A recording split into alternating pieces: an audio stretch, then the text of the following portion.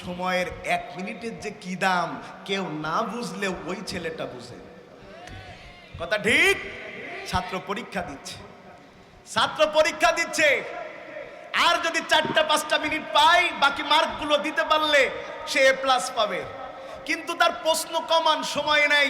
Teacher যখন খাতা কেড়ে নিয়ে যাচ্ছে, বলছে স্যার পায়ে ধরি 2টা মিনিট সময় দেন।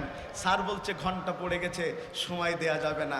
খাতা নিয়ে চলে গেছে, ছাত্রটা লিখতে পারে নাই, এজন্য A+ পায় নাই। 2 মিনিট সময়ের কি দাম এটা আপনি না বুঝলেও ওই ছেলেটা বুঝে যে 2 মিনিটের জন্য A+ পায় নাই।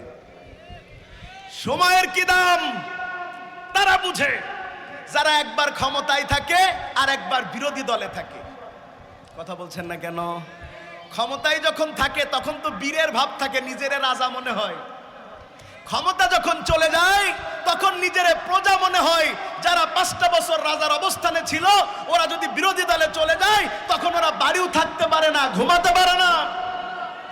কথা বুঝাতে পারছি আমি আপনাদের? 5টা বছর সময়ের কি দাম তারা বুঝে যারা ক্ষমতায় থাকার পরে ক্ষমতা চলে যায়। কথা কি বুঝাতে পারছি? সে আল্লাহ বলছেন ওয়াল আসর, সময়ের কসম। তার মানে সময়ের যে কি দাম যে মানুষ বুঝবে না, সে জান্নাত পর্যন্ত পৌঁছাতে পারবে না। সাতক্ষীরার একটা ছেলে চাকরি পেয়েছে দিনাজপুরে। কোথায়? কথা শুনতেছেন? দিনাজপুরে ইন্টারভিউ দিলে ওই দিন তার চাকরি কনফার্ম হবে। সে দিনাজপুরে যাওয়ার সহজ উপায় হিসাবে ট্রেনের টিকিট করেছে। কিসের? ট্রেনের টিকিট করবার পর যশোর থেকে সে ট্রেনে উঠবে। ট্রেনটা ছেড়ে যাওয়ার কথা সকাল 8টা 45 মিনিটে। কয় মিনিটে? সে বের হয়েছিল ঠিক টাইমে, কিন্তু বাস লেট করেছে। সে ঠিক যশোর রেল স্টেশনে পৌঁছাইছে 8টা 46 মিনিটে। ট্রেন ছাড়বে কয় মিনিটে?